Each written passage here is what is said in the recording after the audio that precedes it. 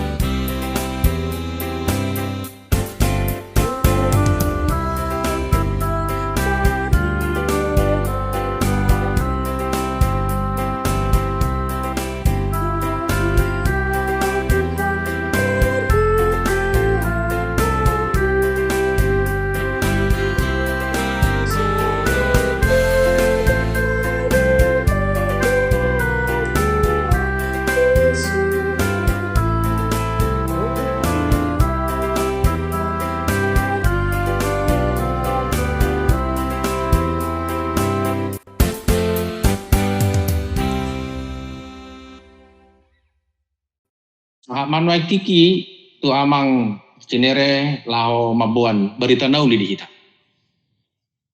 Arjolo mau lihat tapasa Tuhan ala boleh kita pajupang, boleh kita sekutu, boleh kita naik mantap pergi hatan itu hatta.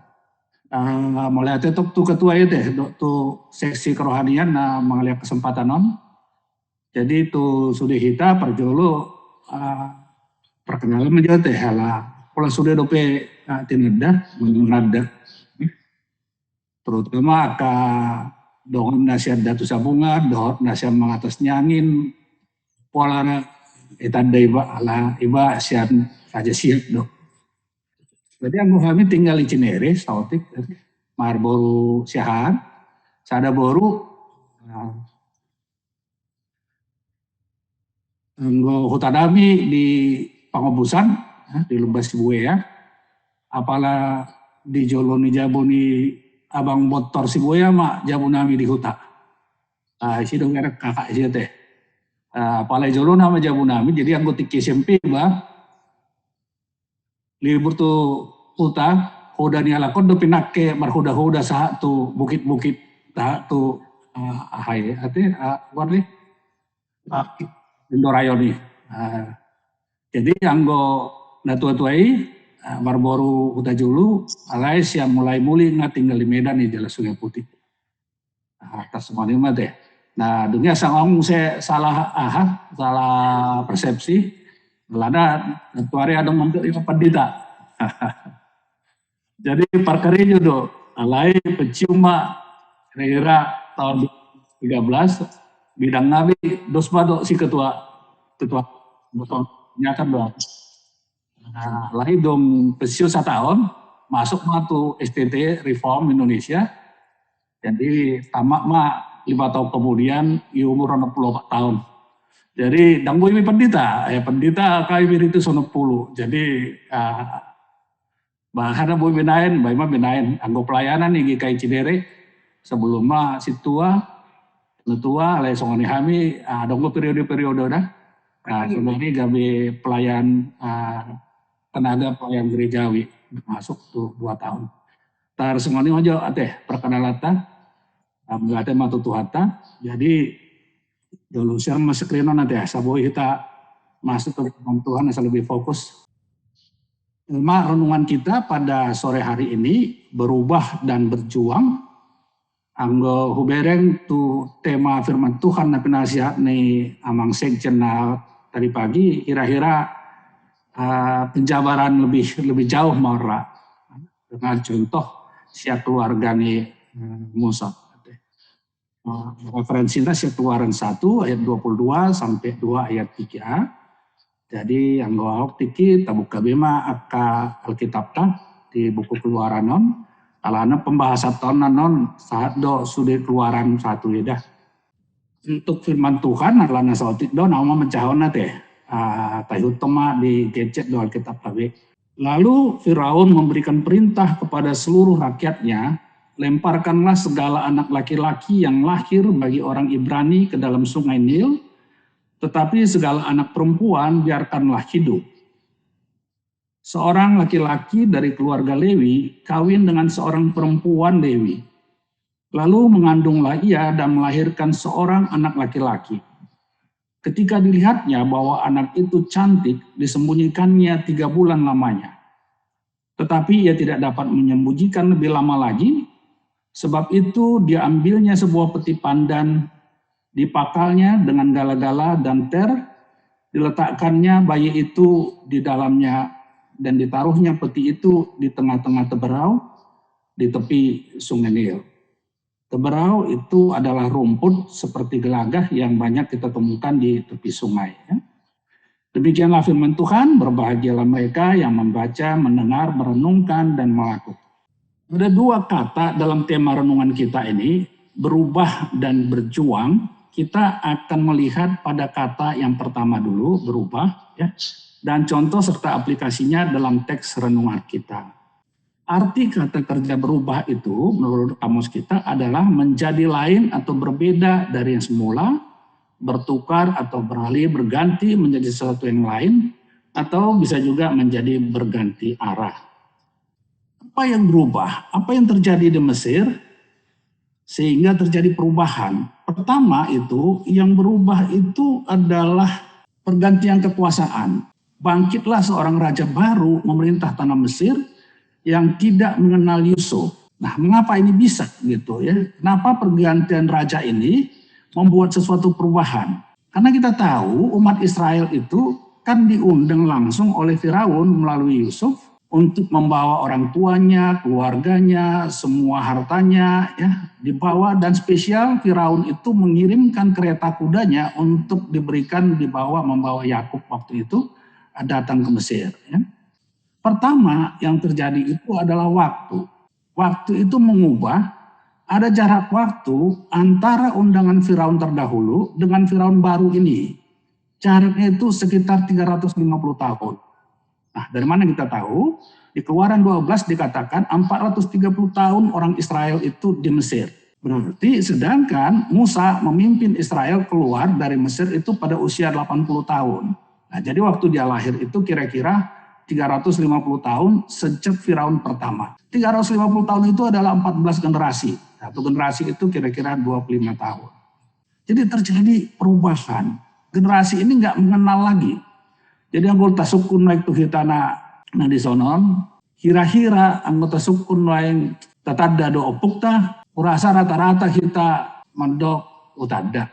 Lengko di suku musai tatada do opung di bapak ta, mengenai ragu kita kan. Ada mungkin piga-piga na boy alai yakin doa mayoritas kita dang boy manada. Anggota sukun bolo bohanggo opungnya bapak tak. Aku rasa hampir sudah mayitara dangong manadai kecuali mungkin siap foto, siap cerita. Apa ini opak sudut dobe?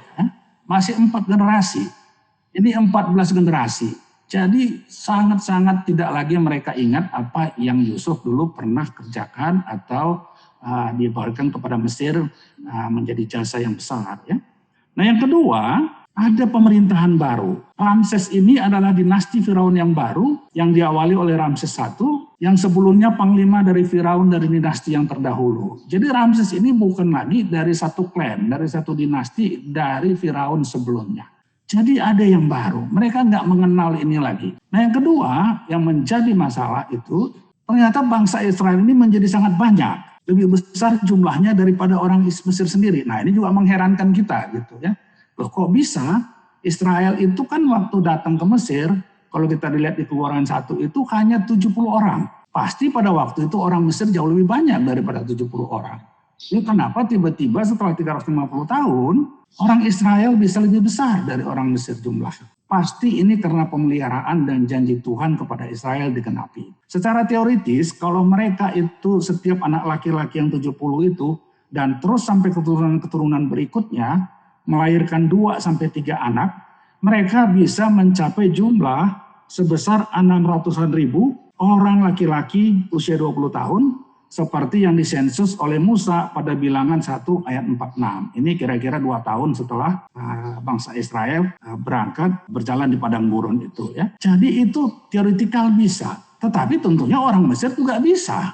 Bahkan harusnya lebih karena awalnya lebih banyak. Nah, kenapa tidak? Pasti tingkat kelahiran dan hidup orang Mesir ini, orang Israel ini lebih tinggi dari orang Mesir. Kadang-kadang kita berpikir juga ini, kalau kita lihat tadi punguan opung kita ini, kalau saya ini nomor 16, 6 generasi. Apakah ada si Buaya sekarang yang laki-laki berusia 20 tahun ke atas yang berjumlah kira-kira 500 ribu? Kalau belum ada, nah ini kita bisa melihat bahwa memang Tuhan memberkatin orang Israel di Mesir ini dengan tingkat kelahiran dan tingkat kehidupan yang luar. Dan ternyata sekarang strategi ini dipakai oleh Gaddafi. Jadi kalau kita ingat ya, siapa Gaddafi ini, dia bekas diktator Libya. Dia mengatakan ada tanda dari Allah ya akan memberikan kemenangan bagi Islam di Eropa. Tanpa harus ada pedang, tanpa ada harus senjata, tanpa harus menaklukkan. Karena 50 juta orang Muslim di Eropa akan merubah Eropa itu menjadi benua Muslim hanya dalam beberapa puluh tahun, in a few decades. Ya. Jadi nggak perlu 350 tahun menurut Gaddafi ini. Ya. Hanya kalau kita lihat sekarang terjadi pergolakan-pergolakan di Eropa, banyak orang yang mulai khawatir, ya, terutama orang-orang putihnya. Jadi ini yang terjadi. Perubahan ini kemudian mengakibatkan dampak. Nah ini yang menjadi masalah. Ya. Dampaknya apa? Ada dilema dan solusi Mesir. Ya. Nah seperti kayak sekarang kita lah ya, ada dilema antara PPKM atau lockdown atau ekonomi, mana yang mau kita pilih ini kira-kira gitu ya. Orang Israel itu harusnya jangan bertambah banyak lagi, itu yang dikatakan di Keluaran 1:10 menurut Firaun gitu ya. Kenapa? Karena faktor keamanan. Jika terjadi peperangan bisa bersatu dengan bersekutu dengan musuh dan bisa menaklukkan mereka. Nah faktor ekonominya, lalu mereka pergi dari negeri ini. Pada waktu itu, kalau kita lihat piramid-piramid sekarang itu banyak yang dibangun itu di zaman Ramses II ini, ya, kerajaan Ramses ini. Nah, mereka sangat aktif membangun. Nah, siapa yang mau meneruskan pembangunan ini kira-kira begitu ya? Sehingga mereka membuat dua solusi. Nah, ironisnya Alkitab kita mengatakan solusi bijaksana dari Firaun. Nah, seolah-olah Alkitab kita, Tuhan kita ini mau mengolok-olok Firaun nih ya, bahwa solusimu itu nggak akan berlaku kira-kira. Ya. Nah, solusi pertamanya melakukan pengawasan dan penindasan. Ya. Dia menempatkan para pengawas-pengawas untuk menindas mereka dengan pekerja paksa, memahitkan hidup mereka dengan pekerjaan yang berat. Nah, menindas ini dalam bahasa Yunaninya itu adalah anah. Ya. Itu ada elemen di situ pemahaman merendah. Nah ini memang strategi yang selalu dipakai oleh para penindas, oleh para penjajah yang umumnya jumlahnya lebih kecil terhadap populasi jajahan yang jauh lebih besar. Dengan berbagai cara direndahkan sehingga semangat perjuangannya, semangat untuk bangkitnya itu hilang. Jadi walaupun jumlahnya banyak, menerima menjadi budak, menerima diperlakukan apa adanya. Nah, ini solusi pertama. Nah solusi keduanya, menghentikan pertumbuhan populasi laki-laki Israel. Kenapa harus Israel? Kenapa harus laki-laki gitu ya? Nah, kelihatannya pada waktu itu wanita itu mungkin belum dianggap mengancam, belum ada yang menjadi kowat, belum ada yang menjadi kowal, belum ada yang menjadi tentara ya. Kalau sekarang itu tentara-tentara di mana-mana udah banyak yang wanita ya. Apalagi kalau kita ke Israel tuh banyak sekali tentara wanitanya. Dan kemudian memerintahkan bidan-bidan yang menolong perempuan Ibrani ini untuk melahirkan, membunuh bayi kalau dia laki-laki, membiarkan hidup kalau perempuan.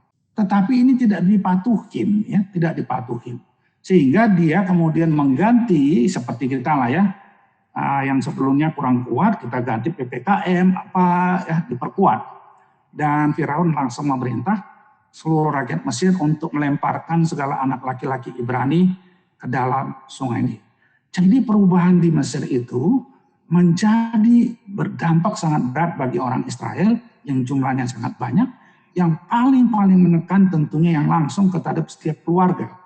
Setiap bayi laki-laki mereka harus dibunuh, harus dibuang ke sungai Nil. Kemungkinan strategi ini cukup berhasil ya. Alkitab kita memang tidak mencatat atau tidak menyatakan berapa banyak itu bayi-bayi yang kemudian dirampas ya, dan kemudian dibuang ke sungai Nil itu. Tapi kemungkinan itu sangat banget bahwa ini ancaman yang real, sehingga ibunya Musa itu mencari strategi agar Musa bayinya ini terhindar dari tindakan pembuangan ke sungai Nil. Kadang-kadang seperti kita sekarang ini, kita harus berubah, kalau tidak kita terancam akan kematian misalnya ya. Kalau kita sembarangan sekarang, seperti yang sudah kita alami ini banyak sekali yang sudah meninggal ya, apalagi dengan varian COVID-2 ini kan ya.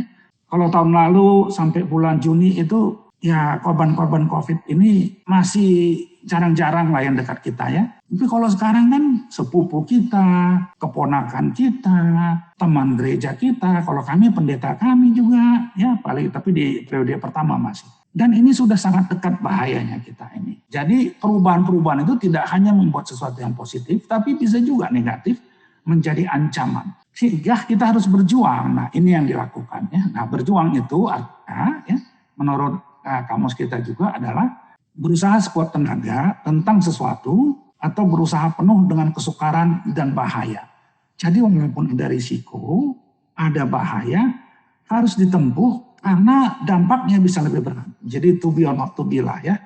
Apa yang dilakukan? Hikmat Yokebed ini ada. Yokebed ini adalah ibunya Maryam, ibunya Harun, dan ibunya Musa ya. Kita lihat di Keluaran 2 ayat. Tuhan sepertinya memberitahu kepada Yokebed itu untuk menyelamatkan bayi Musa ya. Itu dikatakan dia melihat bayi cantik paras ya. Kalau di Kisah 7 ayat 20 dia katakan parasnya elok. Tapi di Ibrani tegaskan ya, di Ibrani ya, kita lihat nanti di Ibrani 11 ayat 23 dikatakan, karena iman maka Musa setelah ia lahir disembunyikan selama 3 bulan oleh orang tuanya, karena mereka melihat bahwa anak itu elok rupanya dan mereka tidak takut akan perintah raja.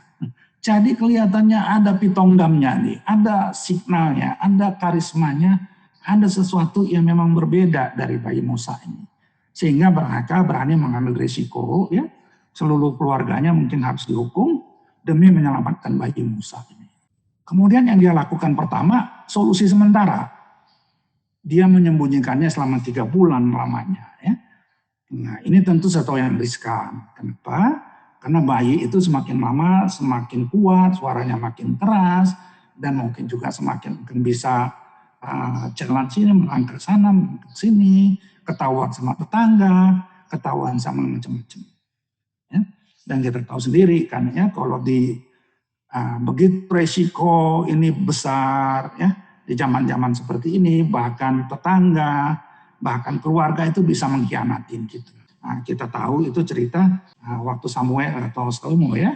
Salomo mau memutuskan bayi ini yang hidup untuk siapa? Karena ada 2 ibu yang mengklaim gitu ya. Satu ibu yang bayinya sudah meninggal dan satu ibu sebenarnya. Sehingga waktu Salomo mau memenggal bayi ini, ibu yang sebenarnya mengatakan berikanlah dia kepada ibu itu. Tetapi ibu yang bayinya meninggal ini mengatakan apa? Supaya jangan untukku maupun untukmu, penggallah. Nah jadi jealousy, ya, iri hati, kecemburuan ini bisa membuat bahkan tetangga, bahkan keluarga membocorkan rahasia ini. Nah, jadi solusi ini sangat sementara. Nggak bisa lama-lama karena risikonya bagi keluarga, mungkin juga bagi orang kampung itu akan sangat besar. Sehingga akan ada solusi permanennya. Ini operasi yang berisiko tinggi ya, harus dengan persiapan matang. Apa yang dilakukan oleh Yokebed dan keluarganya?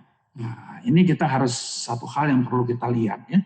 Bahwa Tuhan itu selain memberikan signal, memberikan tanda bahwa Musa itu bayi yang something, bayi yang spesial, ya, bayi yang perlu diselamatkan. Tuhan juga memberi hikmat dan keberanian. Tadi katakan di Ibrani ya, kalau iman mereka melakukan ini.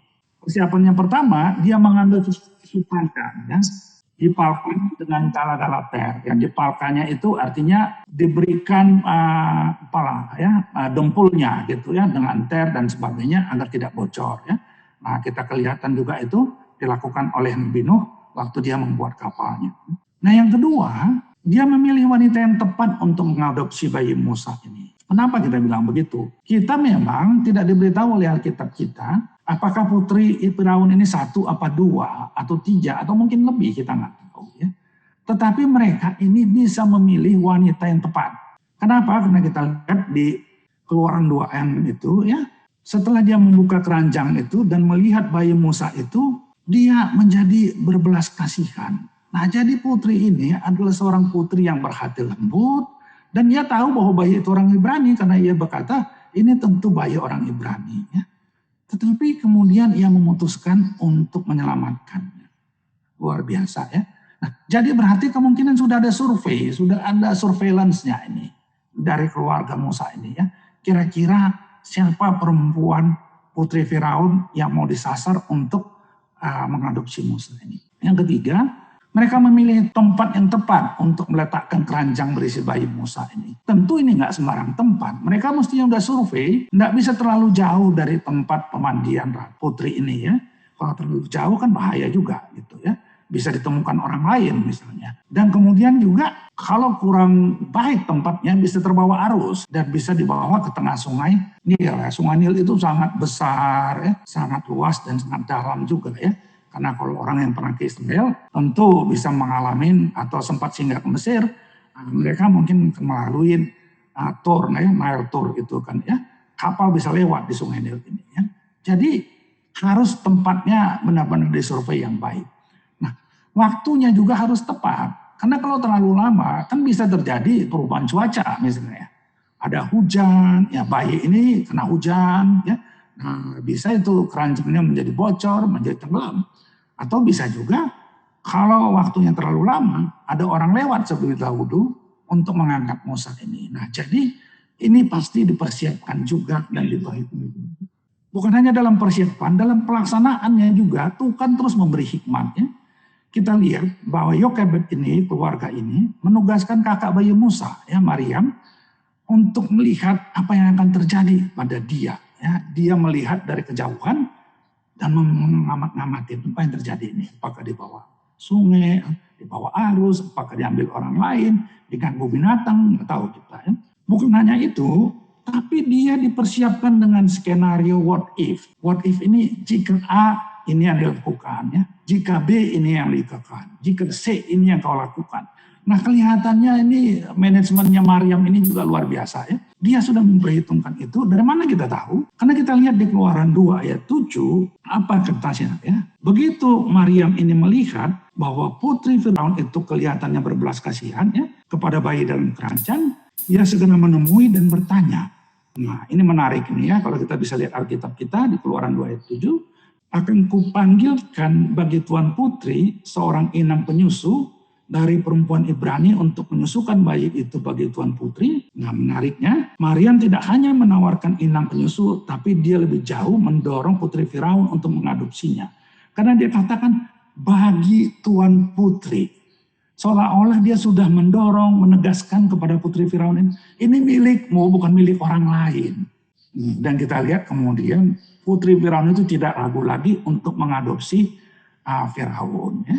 Dan apa yang terjadi kemudian kita melihat bahwa perjuangan Yokebed dan keluarga yang dalam rencana Allah ini berakhir dengan happy ending. Ya. Tidak hanya menyelamatkan bayinya, tetapi mereka mendapat upah mempersiapkan Musa untuk memimpin Israel. Kemudian ya putri Firaun berkata dia memberikan upah kepada inang penyusu yang sebenarnya adalah Yokebed, ibu Musa. Jadi bukan hanya kehilangan bayi, tidak jadi kehilangan bayi, tapi mendapat upah. Dan sekarang dia mempersiapkan calon pemimpin pemimpin Israel untuk membawa Israel dari Mesir dan menggenapin rencana Tuhan. Ya. Dan ini yang kita lihat kalau ada yang menonton ya. Film Exodus, Gods and Kings, kira-kira 4 tahun lalu. Di situ digambarkan bagaimana Firaun yang pada saat Musa diasuh di istana itu. Jadi kira-kira mungkin pamannya, tulangnya gitu ya.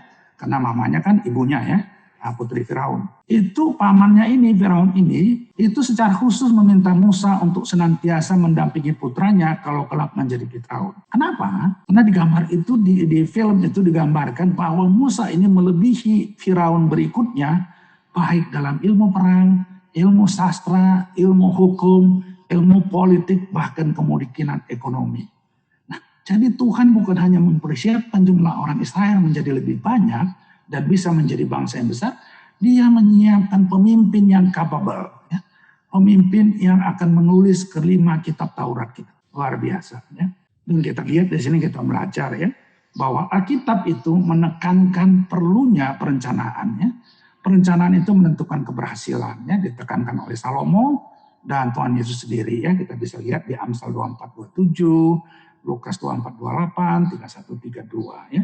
Nah, di 31:32 dikatakan oleh Tuhan Yesus dalam perumpamaannya, atau raja manakah yang kalau mau pergi berperang melawan raja lain tidak duduk dahulu untuk mempertimbangkan? Apakah dengan 10.000 orang ia sanggup menghadapi lawan yang mendatanginya dengan 20.000 orang? Jikalau tidak, ia akan mengirim utusan selama musuh itu masih jauh untuk menanyakan syarat-syarat perdamaiannya. Ya.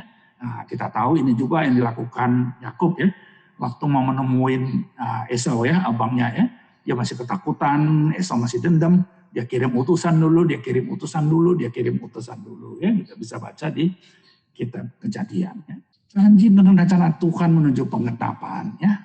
Kita baca di sini bahwa kepada Abraham di Kejadian 15, 13, 14, Tuhan sudah mengatakan keturunanmu akan menjadi orang asing dalam suatu negeri. Ya. Mereka akan diperbudak dan dianiaya 400 tahun lamanya.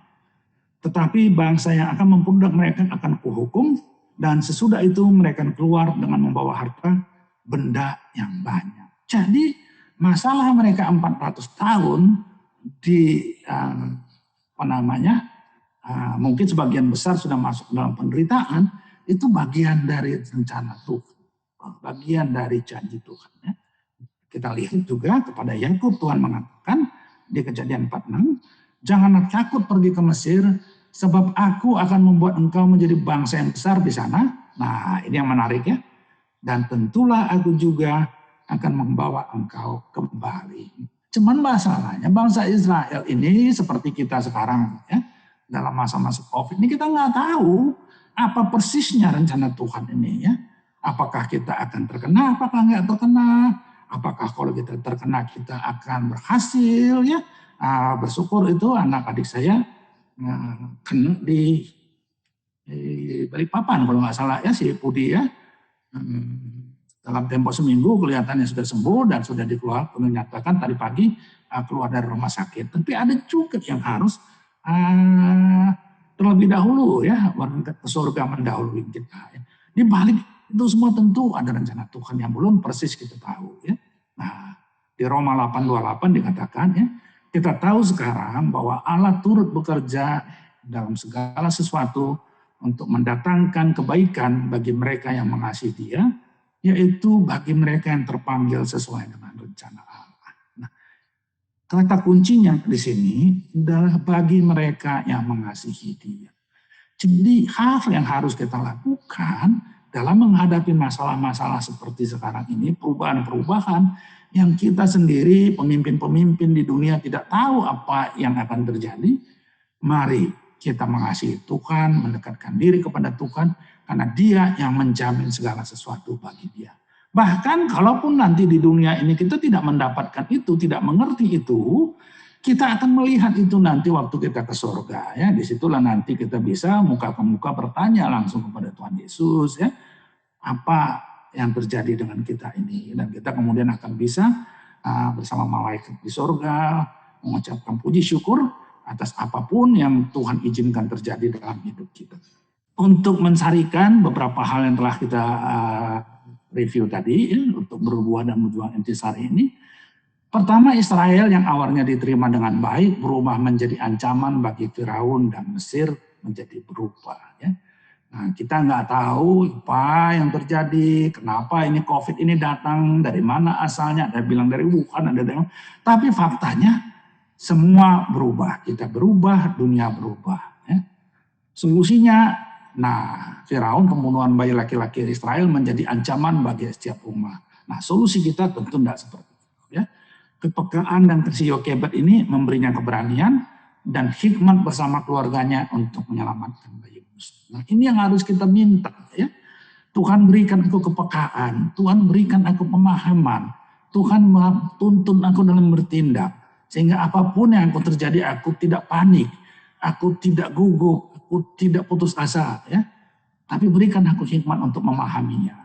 Dan kemudian kita lihat ya, hikmat dan keberanian Yokebed tanpa mereka sadari, menjadi bagian dari rencana Allah bagi umat Israel, menjadi bangsa yang besar di bawah kepemimpinan Musa. Ya. Dan menjadi buku pertama dari Alkitab kita, ya. Kejadian, ya, Keluaran, Imamat, Bilangan, dan Ulangan. Ya. Kalau kita bisa merefleksi, mungkin ini yang perlu kita pikir-pikirkan. Ya. Apakah kita telah melakukan yang terbaik bagi diri kita? Ya. Apakah kita sudah benar-benar mengikuti prokes ini? Ya. Benar-benar disiplin, bukan hanya menjaga diri kita. Kalau kita ada orang-orang lain di rumah kita, apakah staf pembantu atau siapapun, apakah itu melakukan juga yang terbaik? Ya? Kalau kita belanja, apakah kita tegur? Kalau kita lihat ada yang enggak memakai masker dan sebagainya, keluarga kita bagaimana? Nah, kalau mereka sakit, apa yang kita lakukan? Ya? Apakah kita mencoba menghibur, membantu? Ya, di periode pertama kemarin kita sempatkan ya mengumpulkan donasi ya bagi teman-teman yang kesulitan. Ya, mungkin kita perlu pikirkan lagi karena seperti yang pendeta diskusi sampaikan pada waktu 2 minggu lalu kita berdiskusi mengenai kebaktian. Ya, apakah waktunya kita sudah mengumpulkan lagi kepada saudara-saudara, teman-teman kita, ya khususnya keluarga kita dulu lah ya yang bisa kita bantu. Kemudian apakah kita sungguh-sungguh mengimani karena kita telah melakukan bagian kita, maka apapun yang terjadi dalam hidup kita sepenuhnya dalam kontrol dan kendali Tuhan. Meski kita belum dapat memahami dan melihatnya. Karena iman itu adalah percaya, melihat bahwa itu sudah terjadi, bahwa kita sudah menjadi anak Tuhan, kerajaan surga menjadi hak waris kita, dan Tuhan Yesus telah menyiapkan tempat kita di surga. Jadi apapun yang terjadi dalam hidup kita, kita mengamini bahwa kita akan disambut oleh Tuhan Yesus di surga. Ya. Kita harus mengimani itu. Nah, sebagai penutup, saya ambil kutipan nasihat dari Paulus ya kepada Timotius, muridnya yang terkasih itu. Dia bilang, tetapi Tuhan telah mendampingi aku dan menguatkan aku, supaya dengan perantaraanku Injil diberitakan dengan sepenuhnya, dan semua orang bukan Yunani mendengarkannya. Dengan demikian aku lepas mulut singa, dan Tuhan akan melepas aku dari setiap usaha yang jahat. Dia akan selamatkan aku, sehingga aku masuk ke dalam kerajaannya di surga. Baginya lah kemuliaan sampai selama-lamanya. Demikianlah firman Tuhan bagi kita. Mari kita berdoa. Terima kasih Tuhan atas penyertaan dan pimpinanmu dalam persekutuan, kebaktian, gomparan, guru mengalami Haji Sibuaya. Tuhan kiranya menolong dan memimpin kami dalam menghadapi pandemi COVID-19. Bila Tuhan berkenan, hindarkan kami dari virus ini. Dan apabila kami harus tertular, mampukan kami untuk mengatasinya dengan baik. Bagi saudara-saudara kami yang kehilangan orang yang dikasihi, kiranya Tuhan memberi penghiburan dan kekuatan agar mereka juga dapat melihat pada akhirnya nanti ini adalah bagian rencana Tuhan untuk membawa kebaikan bagi mereka. Terima kasih Tuhan. Engkau juga terus meningkatkan persaudaraan dan kesatuan hati di antara kami agar dapat kami saling menguatkan, saling mendukung satu dengan lainnya. Dalam Kristus Yesus, Tuhan dan Juru Selamat, kami berdoa. Amin. Mauliati amang, laos taudu tima, marende, bu mamangaradi, inang nama buatang yang pangondiano perjuluk.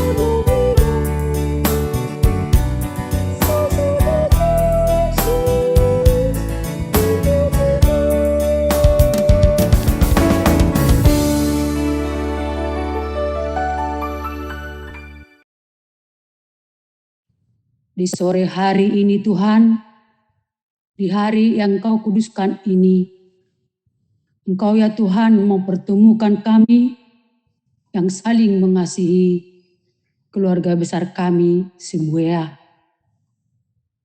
Itu semua Tuhan karena kasih karunia-Mu Tuhan. Tuhan mempertemukan kami melalui aplikasi Zoom pada sore hari yang indah ini Tuhan. Kami bersatu hati memuji nama Tuhan melalui nyanyian kami, pujian kami, dan terlebih bersekutu dengan firman-Mu yang sudah disampaikan oleh hamba-Mu Tuhan. Biarlah Tuhan firman yang kami dengarkan di sore hari ini dapat kami renungkan, dapat kami aplikasikan dalam kehidupan kami sehari-hari. Kami dapat berubah dan berjuang. Engkau ya Tuhan memilih Nabi Musa untuk membuat suatu perubahan yang besar di bangsa Israel. Bahkan Engkau memilih Musa untuk keluar dari bangsa Mesir. Saat ini Tuhan kami juga jadikan kami jadi Musa yang masa kini untuk membuat kami jadi berubah dalam pemikiran kami. Yang walaupun kami berbeda Tuhan, tapi kami meyakini banyak persamaan yang Kau berikan kepada kami. Di dalam perbedaan itu Tuhan, kami saling menghargai, kami saling menghormati. Di dalam persamaan itu Tuhan kami merasa bahwa kami semua Tuhan, Engkau mengasihi kami. Engkau telah menciptakan kami. Dan kami yakin Tuhan juga yang memelihara kami. Biarlah Tuhan kami juga berjuang di masa-masa pandemik ini Tuhan. Kami yakin Tuhan memberikan kami kemenangan di dalam semua tantangan karena kami yakin Tuhan memberikan kami jalan keluarnya. Saat ini Tuhan kami mau berdoa syafaat. Kami ini ya Tuhan manusia lemah. Kami tidak tahu berdoa Tuhan. Bagaimana yang benar. Tapi kami percaya Roh Kudus-Mu yang mengajari kami sehingga di dalam doa kami ini Tuhan kami yakin Tuhan mendengar. Tuhan menjawab. Tuhan mengabulkan doa kami. Tuhan saat ini kami berdoa buat Amang, Inang, saudara-saudara kami yang dirawat di rumah sakit. Yaitu Tuhan, Inang orang tua kami, Nonia, Jesi Boya, Boru Marpaung. Saudara kami, Simon, Koreteulu, Amang, Togas Boya yang dirawat di Pak Mawati.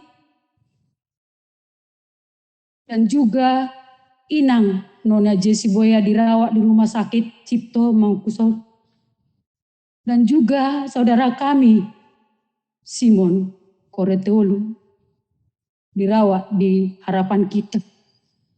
Tuhan kami berharap mereka yang dirawat saat ini, baik juga saudara kami yang dirawat karena kena COVID-19, dirawat di Wisma Atlet di Bayoran, yaitu Eda kami, Nonia Manurung, Boru Siboya, di mana Tuhan Amang bawa kami di minggu-minggu yang lalu, Tuhan memanggilnya.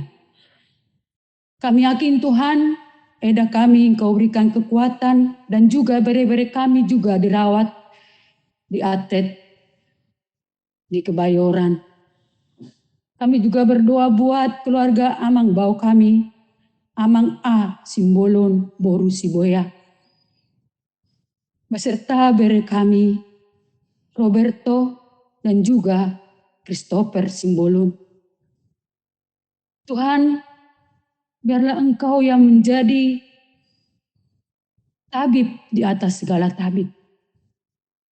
Engkau yang memberkati segala obat dan bahkan para medis, sehingga mereka Tuhan lekas sembuh, bisa berkumpul kembali di rumah bersama-sama keluarga.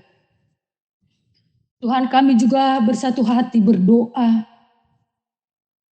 buat saudara kami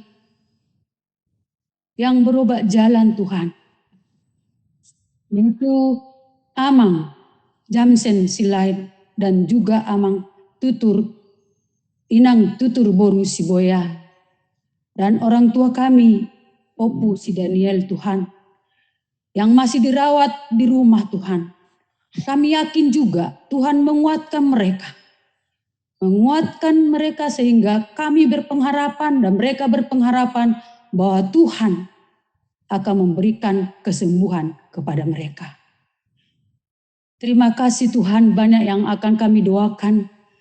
Di saat yang indah ini Tuhan, kami berdoa buat kami semua, keluarga lepas keluarga. Kami berdoa buat opung kami, orang tua kami, saudara-saudara kami, anak-anak kami di masa pandemik ini Tuhan. Tolonglah kami Tuhan, kuatkan iman kami, sehingga kami Tuhan di dalam menjalani kehidupan ini tetap berharap bahwa rencanamu indah buat kami.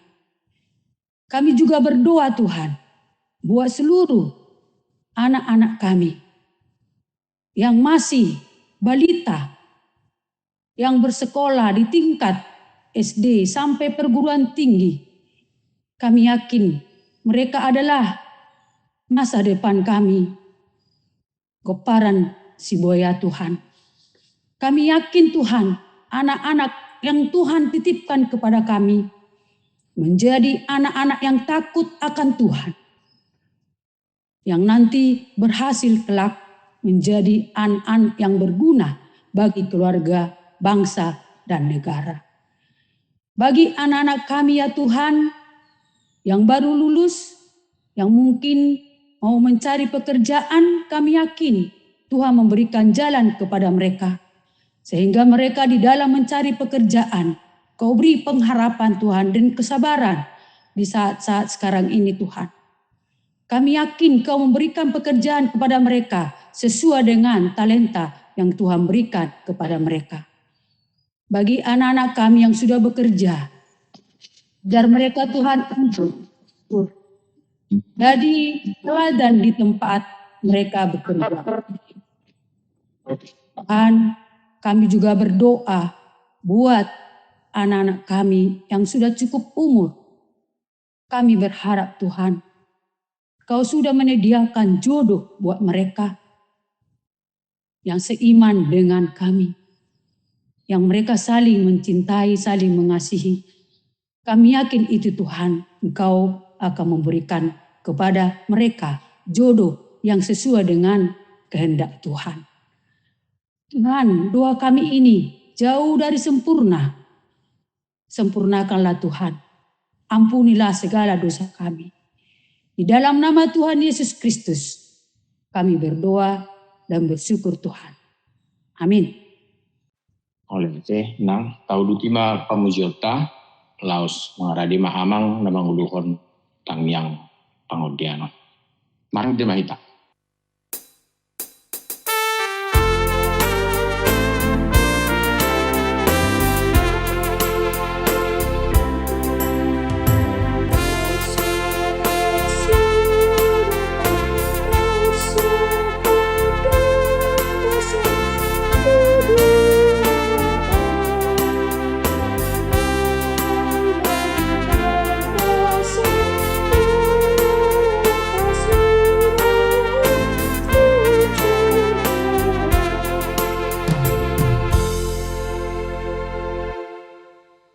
Ya Tuhan, kami mendoakan juga Nyonya Siboya Boru Silalahi, Agus Roy Siboya, Renaldo Siboya, Agnes Boru Siboya, Nimrod Siboya, Budi Siboya, Nyonya Meriana Manurung Boru Siboya, Deborah Manurung, Dialova Manurung, dan begitu juga Tuhan, kami mendoakan saudara kami yang sudah pulih dan sudah bisa beraktivitas kembali, yaitu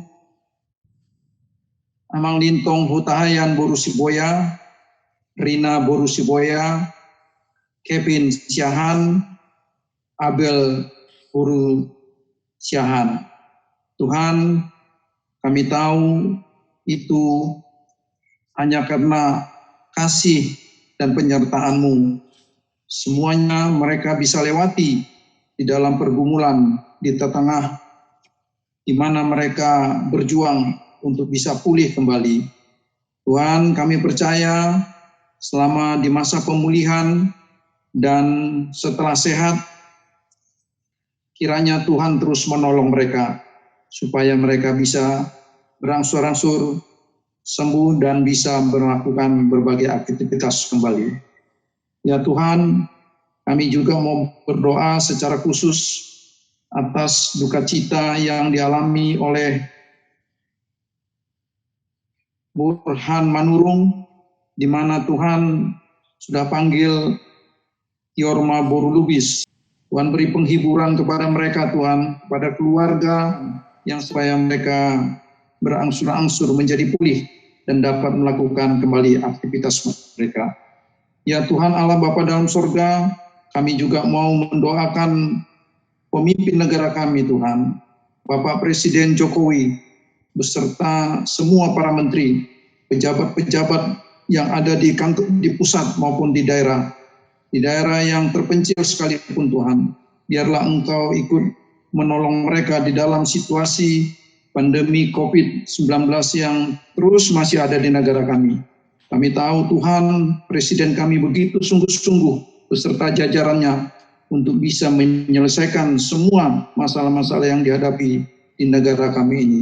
Oleh sebab itu Tuhan, kami mohon supaya Tuhan ikut campur tangan, menolong mereka, memberi hikmat, kesabaran dan ketekunan, terlebih ya Tuhan, iman untuk takut kepada Tuhan, supaya di dalam mereka melakukan semua pekerjaan dan kegiatan mereka, mereka selalu mengandalkan Engkau di dalam kegiatan-kegiatan mereka.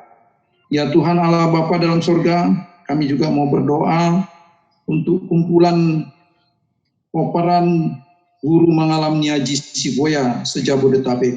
Tuhan pelihara kumpulan ini Tuhan, supaya ini bisa menjadi kumpulan yang sukacita di dalam menghadapi berbagai kegiatan. Dimanapun Tuhan melakukan kegiatan-kegiatan sosial, baik sukacita maupun duka cita, satukan hati kami Tuhan, supaya kami bisa saling menolong dan saling menguatkan, sehingga semuanya menjadi bermanfaat kumpulan kami ini Tuhan, di tengah-tengah kehidupan kami, masing-masing keluarga Siboya yang berada di Jabodetabek ini. Begitu juga Tuhan, kami bersyukur karena Tuhan masih memberikan kesempatan kepada kami untuk bisa mengikuti ibadah ini dengan baik. Biarlah semuanya itu Tuhan menjadi berkat di dalam kehidupan pribadi kami lepas pribadi, begitu juga di tengah-tengah keluarga. Tuhan, banyak hal yang kami mau minta kepadamu pada kesempatan ibadah kami ini. Tapi kami percaya Tuhan bahwa Engkau adalah sumber dari segala kasih. Oleh sebab itu Tuhan, nyatakanlah kasih-Mu itu Tuhan di dalam kehidupan kami. Dan ajarilah kami Tuhan untuk selalu rendah hati, memohon kepadamu, supaya Tuhan bisa mendengarkan doa dan permohonan kami. Ya Bapa dalam sorga, terima kasih untuk semua kesempatan yang Tuhan berikan kepada kami pada sore hari ini. Biarlah semuanya kehendak-Mu saja yang jadi. Terimalah doa kami ini Tuhan, yang kami alaskan hanya di dalam nama Tuhan Yesus Kristus, Tuhan dan Juru Selamat kami. Amin.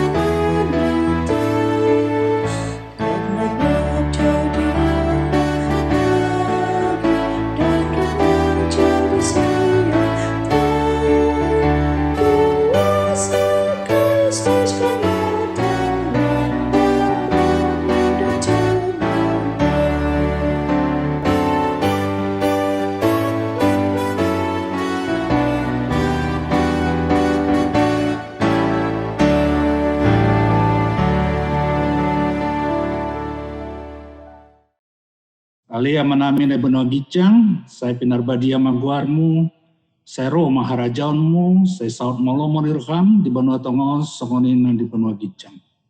Leon matu kami sadarion hang luat siapari, saya sama dosa nami, songon panesa nami di dosa hitungan nomor dosa Tuhami.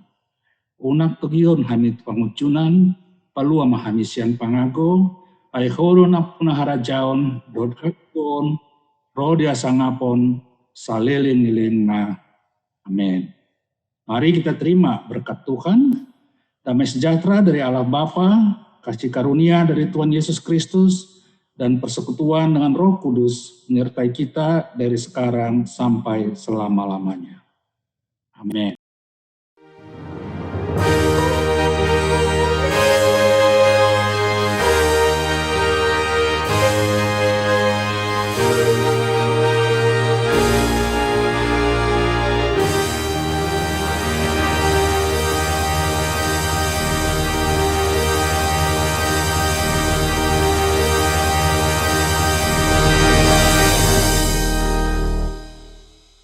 Horas. Selamat hari Minggu. Selamat hari Minggu. Horas.